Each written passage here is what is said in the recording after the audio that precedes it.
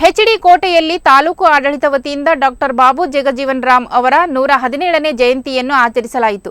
ಜಯಂತಿ ಕಾರ್ಯಕ್ರಮಕ್ಕೆ ತಹಸೀಲ್ದಾರ್ ಶ್ರೀನಿವಾಸ್ ಚಾಲನೆ ನೀಡಿ ಮಾತನಾಡಿದ ಅವರು, ಡಾಕ್ಟರ್ ಬಾಬು ಜಗಜೀವನ್ ರಾಮ್ ರವರು ಬಿಹಾರ ರಾಜ್ಯದ ಅತ್ಯಂತ ಬಡ ಕುಟುಂಬದಲ್ಲಿ ಜನಿಸಿ ಈ ದೇಶದ ಉಪ ಪ್ರಧಾನಿ ಹುದ್ದೆಯನ್ನು ಅಲಂಕರಿಸಿದ ಮಹಾನ್ ನಾಯಕರಾಗಿದ್ದರು.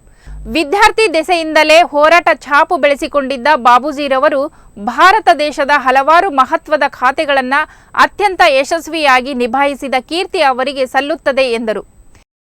ಕ್ರಾಂತಿಯ ಹರಿಕಾರ, ರಾಷ್ಟ್ರ ನಾಯಕ ಹಾಗೂ ಭಾರತದ ಮಾಜಿ ಪ್ರಧಾನಮಂತ್ರಿಗಳು.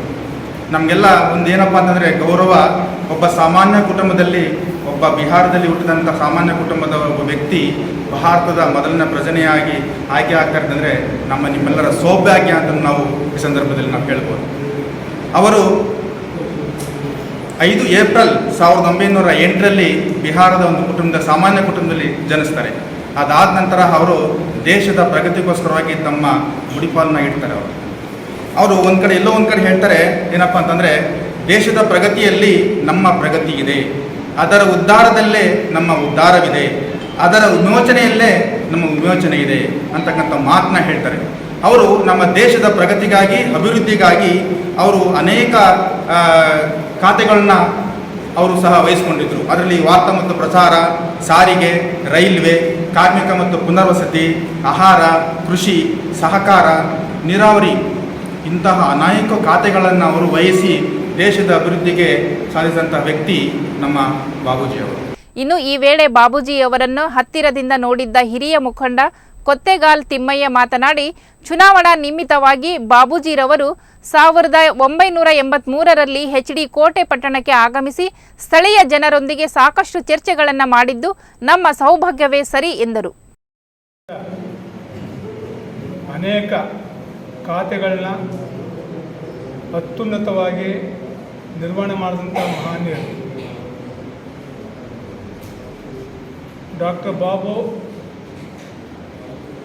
ಅಂಬೇಡ್ಕರ್ ಅವರ ಸಂವಿಧಾನವನ್ನು ರಚನೆ ಮಾಡಿದಂಥ ಅವರ ಒಂದು ಕಾರ್ಯವೈಖರಿಯನ್ನು ಜಾರಿಗೆ ತಂದದ್ದರಲ್ಲಿ ಇವರು ಪ್ರಮುಖರಾಗಿದ್ದರು. ಅವರು ಅಕಾಲಿಕ ಮರಣದಿಂದ ಈ ದೇಶದಲ್ಲಿ ಅವರು ಸಂವಿಧಾನವನ್ನು ರಚನೆ ಮಾಡಿದಂಥ ವಿಚಾರವನ್ನು ಈ ದೇಶಕ್ಕೆ ಕೊಟ್ಟಂಥ ಒಂದು ಕೊಡುಗೆಯನ್ನು ದೇಶಾದ್ಯಂತ ಮುಟ್ಟಲು ಅವ್ರಿಗೆ ಅವಕಾಶ ಸಿಕ್ಕಲಿಲ್ಲ.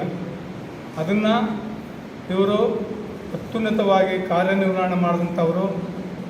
ಎಲ್ಲ ಇಲಾಖೆಗಳನ್ನು, ಅನೇಕ ಪ್ರಮುಖವಾದ ಇಲಾಖೆಗಳನ್ನು ನಿರ್ವಹಣೆ ಮಾಡಿದಂಥವರು. ಆ ಒಂದು ಕಾರ್ಯವೈಖರಿಯಲ್ಲಿ ಯಶಸ್ಸನ್ನು ಪಡೆದಂಥವರು. ಇವರನ್ನು ಉಪ ಪ್ರಧಾನಮಂತ್ರಿಗಳ ಆದಮೇಲೆ ಪ್ರಧಾನಮಂತ್ರಿಗಳು ಮಾಡಬೇಕು ಅಂತ ಎಲ್ಲರ ಒಂದು ಅಭಿಪ್ರಾಯವಂತ ಇದ್ದಂಥದ್ದು. ಆದರೆ ಜಾತಿಯ ಕಾರಣದಿಂದ ಇವರು ಕೆಳವರ್ಗದಿಂದ ಬಂದಂಥವನ್ನ ನಾವು ಆ ಒಂದು ಉನ್ನತ ಸ್ಥಾನದಲ್ಲಿ ಕೂರಿಸಬಾರ್ದು ಅನ್ನೋ ದುರಾಲೋಚನೆಯನ್ನು ಕೆಲವರಲ್ಲಿ ಇದ್ದಂಥದ್ದು. ಆ ಕಾರಣದಿಂದ ಅವರ ಪ್ರಧಾನಮಂತ್ರಿ ಆಗೋಂಥದ್ದನ್ನ ತಪ್ಪಿಸಿ ಈ ದೇಶಕ್ಕೆ ಭಾಳ ಅನ್ಯಾಯ ಮಾಡಿದ್ರು